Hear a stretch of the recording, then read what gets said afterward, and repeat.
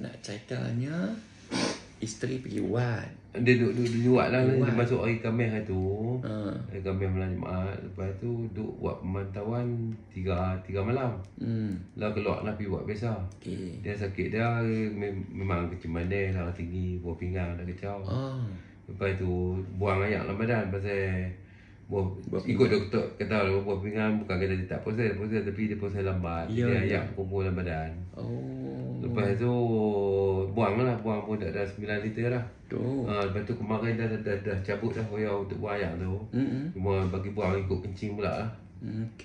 Lepas tu yang main ni sama kes duk check up tu.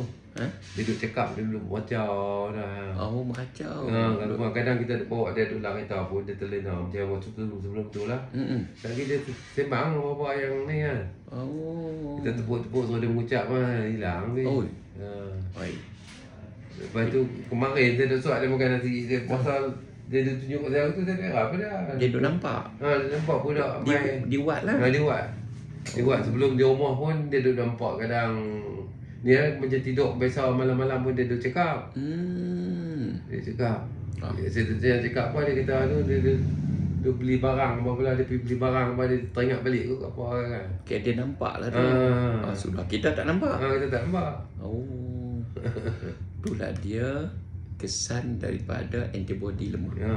Lepas tu antibody lemah, badan kita uzur. Jadi bahaya tu. Bila tak sihat ni jadilah butuh. Takut jin ambil peluang. Bila jin ambil peluang dia nak heret. Dia nak heret. Selagi kita mati dalam keadaan iman kita rosak. Jadi betul lah orang tua-tua, tok guru duk cerita. Bila nak mati ni nampak depa main berupa anak cucu, berupa mak bapa. Ini bahaya tu. Kita tak nampak. Kita tak nampak. Kemarin siang tu dia duduk makan kan. Dia tengok dia tu. Dia apa dia kan. Dia tanya dia kata tu duduk ontok kaki dia dah. Apa dia? Budak-budak ke apa? Budak. Duduk ontok kaki dia.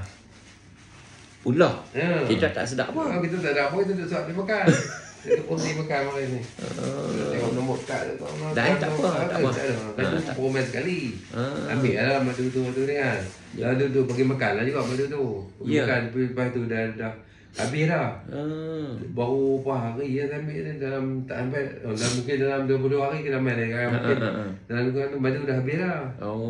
Madu dia ada pegat-pegat dia kot. Madu yang tak bagi tu. Dah sama je. Main berapa kali pun bagi yang sama. Dia nak ambil madu tu dengan hard spray tu lah. Dah habis dah. Sambil kita makan buat hospital pun. Betul. Bagi alhamdulillah.